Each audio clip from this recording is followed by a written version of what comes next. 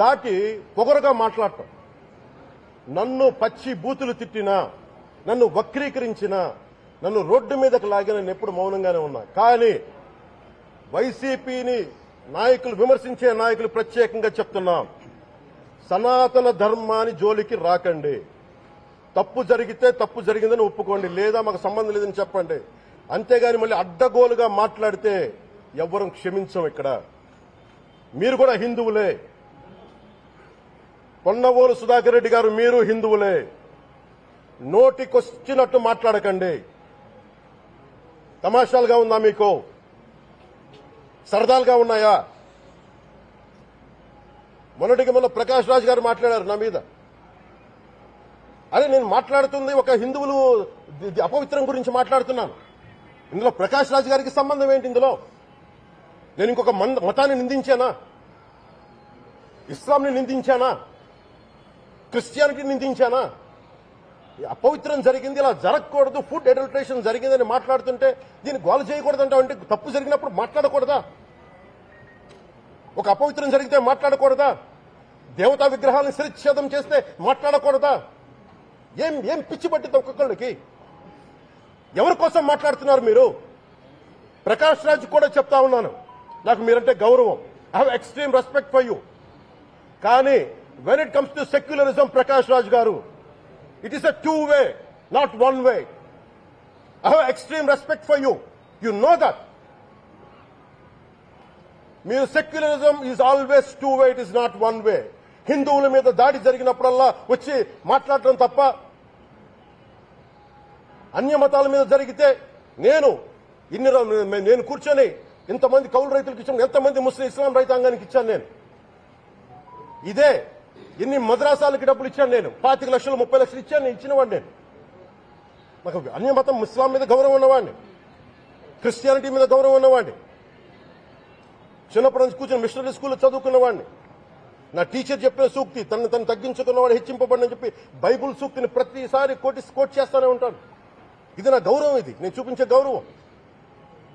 మీరు మాట్లాడితే కూర్చొని నేను పాటించే ధర్మానికి అపవిత్రం జరిగినప్పుడు మాట్లాడకూడదు, మౌనంగా ఉండాలి. సెక్యులరిజంకి విఘాతం అంటే ఏంటి? సెక్యులరిజంకి విఘాతం నా ఇంటి మీద దాడి జరిగినప్పుడు నేను మాట్లాడకూడదా? నా ఇల్లు 10 మందికి ఆశ్రయం ఇస్తుంది. నా సనాతన ధర్మం అన్ని ధర్మాలకి ఆశ్రయం అయితే దానికి దాడి జరిగినప్పుడు, దాని మీద అపవిత్రం జరిగినప్పుడు దానికి కూడా మాట్లాడకూడదంటే ఏం మాట్లాడాలి మీతోటి? ప్రకాష్ రాజ్ గారు, you have to learn your lessons. I respect you. It's not just Prakash Raj garu, all the people who thinks in the name of secularism, you're going haywire. Let me tell you guys, we are extremely hurt. Don't make a mockery out of our sentiments. We are deeply, deeply hurt. It's not fun for you, maybe it might be fun for you. It is not fun for us. It's a deep anguish, deep pain. Don't you ever forget. Before you come and think 100 times and talk about Sanatana Dharma. Enough of this. చాలు. ఇష్టానికి మాట్లాడుతూ ఉన్నారు సనాతన ధర్మం మీద. అయ్యప్ప స్వామి మీద మాట్లాడతారు, సరస్వతి దేవి మీద మాట్లాడతారు. అల్లా మీద మీరు మాట్లాడగలరా? మహమ్మద్ ప్రవక్త మీద మీరు మాట్లాడగలరా? జీసస్ మీద మీరు మాట్లాడగలరా? అందరూ కూర్చొని సనాతన ధర్మం మీద, వినాయకుడి మీద జోకులు వేస్తారు, దుర్గాదేవి మీద జోక్స్ వేస్తారు, సరస్వతి దేవి మీద జోక్స్ వేస్తారు. మా మనోభావాలు గాయపడవా? మాకు బాధ ఉండదా? అందుకే నేను ప్రతిపాదించింది ఏంటంటే, ప్రతి దానికి రావలేకపోతున్నాం. సనాతన ధర్మ రక్షణ board is order of the day. ప్రతిసారి కూర్చోబెట్టి మేము డిఫెండ్ చేసుకోలేము. ఇది ప్రతి సగటు హిందువు తాలూకు ధర్మం. ఇదే ఇస్లాం మీద దాడి జరిగితే ఎంతమంది బయటకు వస్తారు, ఎంతమంది నిరసన తెలియజేస్తారు, రోడ్ల మీదకి రమ్మని చెప్పట్లా. కనీసం మీకు కోపం కూడా రాకపోతే మేము ఏం చేస్తాం? గుడికెళ్లే ప్రతి హిందువు బాధ్యత కాదా ఇది? నా ఒక్కరి బాధ్యతేనా? మా బాధ్యతేనా? మీది కాదా? ధర్మాన్ని పరిరక్షించరాదు మీ బాధ్యత కాదా? ఈయన పొన్నవోలు సుధాకర్ రెడ్డి గారు మాట్లాడేది, పంది కొవ్వు చాలా ఖరీదైంది, ఆ కొవ్వు లడ్డు నెయ్యితో ఎలా కలుపుతారు? నెయ్యి 300 రూపాయలుంటే పంది కొవ్వు 1200 రూపాయలు. బంగారంతో రాగి కలుపుతారా? ఇత్తడిలో పుత్తడి కలపరు, చెంబు తయారులో ఎవరైనా బంగారం కలుపుతారా? మదమెక్కిన మాటలు పొన్నవోలు సుధాకర్ రెడ్డి గారు. మదమెక్కి వస్తే ఇట్లాంటి మాటలే వస్తాయి. మీరు నా మీద కోర్టులో కేసులు వేసుకుంటారో ఏమి చేసుకుంటారో చెప్తా. మీరు ఏజీపీలు కదా, మీ దగ్గర వేల కోట్ల డబ్బులు ఉన్నాయి కదా, వేసుకోండి కోర్టులో, చెప్పండి. సనాతన ధర్మానికి నోటికొచ్చినట్టు మాట్లాడితే మిమ్మల్ని అందరినీ రోడ్ల మీదకి లాగుతాం, గుర్తుపెట్టుకోండి. తప్పు జరిగింది, ప్రాయశ్చిత్తం చేసుకోండి, లేదంటే మౌనంగా మాట్లాడకుండా ఉండండి.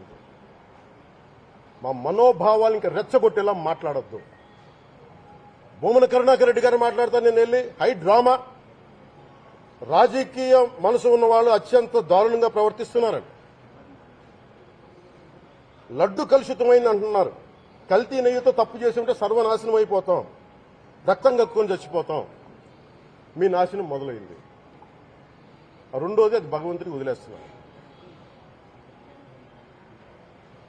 వైవి సుబ్బారెడ్డి గారు విచారణకి రావాలంటే రికార్డులు ఆయనకి ఇవ్వాలంట. మీరు ప్రభుత్వంలో రికార్డులు మాకు ఇచ్చారా? మాకు ఏం మాట్లాడుతున్నారు మీరు? మీరు కూడా విచారణకు సిద్ధంగా. అసలు ఈవో ధర్మారెడ్డి గారు ఆ మనిషి గాయం. ఈ రోజు దాకా లేడారు, ఈ రోజు దాకా మళ్ళీ కనిపించలా. ధర్మారెడ్డి గారు నేను మిమ్మల్ని చూశాను. ఆ రోజున నేను దర్శనానికి వచ్చినప్పుడు మీరందరూ ఎలా ప్రవర్తించారో నాకు తెలుసు, నేను చూశా. తిరుమలని ఇష్టారాజ్యంగా చేశారు, అది వ్యాపార కేంద్రంగా చేశారు, ఆధ్యాత్మిక కేంద్రం నుంచి పర్యాటక కేంద్రంగా చేశారు. అది ఇదే మీరు మక్కాకి వెళ్తే ఇలాగే ప్రవర్తిస్తారా? మీరు ఒకసారి మక్కాను చూసి నేర్చుకోండి. ఇస్లాంని పాటించే ప్రతి ముస్లిం ఎంత పవిత్రంగా పాటిస్తాడో చూడండి. అక్కడ అథారిటీస్ అడగండి. ఒక చిన్నపాటి మస్జిద్కి వెళ్తే ఎంత పవిత్రంగా చూసుకుంటారో చూడండి. ధర్మారెడ్డి గారు మీరు హిందువులా? మీ ఇష్టానికి మీరు చేసేసుకుంటారా?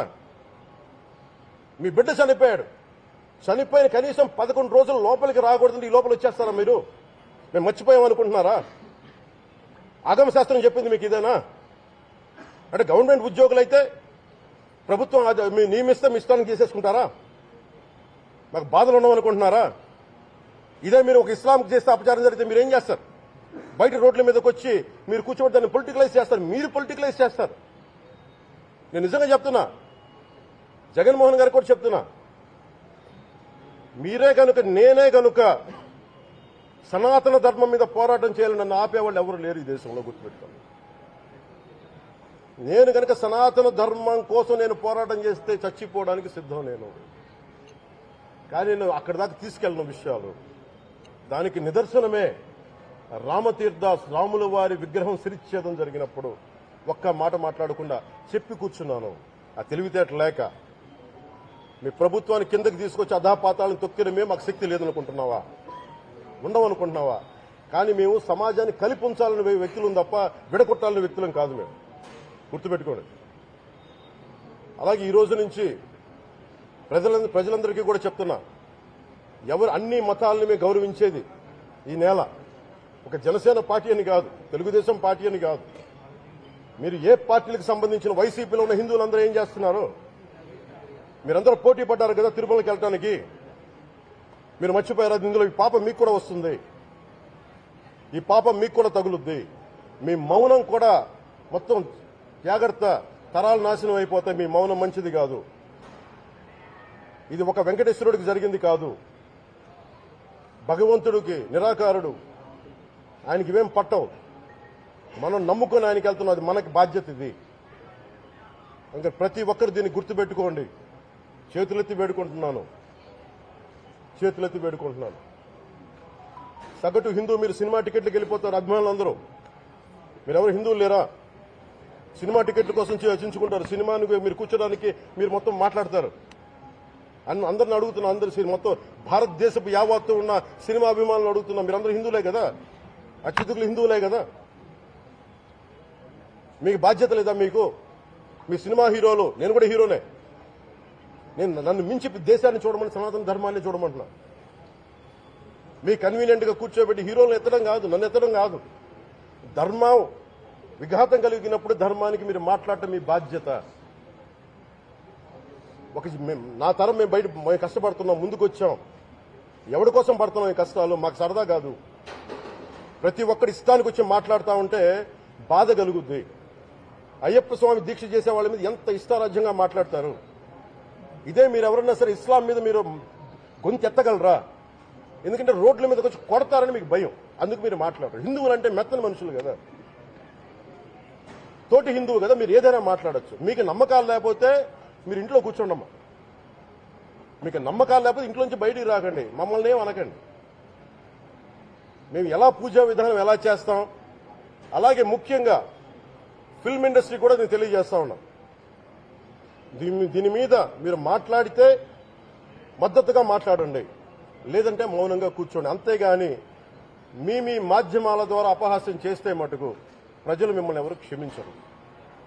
ఎందుకంటే చాలా డీప్ పెయిన్ ఇది. మీరు లడ్డూ మీద జోక్లు వేస్తున్నారు. నేను ఒక సినిమా ఫంక్షన్లో కూడా చూశాను. Laddu is a sensitive issue అని. Don't you ever say that. Don't you ever dare to say that, please. I respect you as actors, but when it comes to Sanatana Dharma, please, you have to think 100 times before you saying a word. One comment.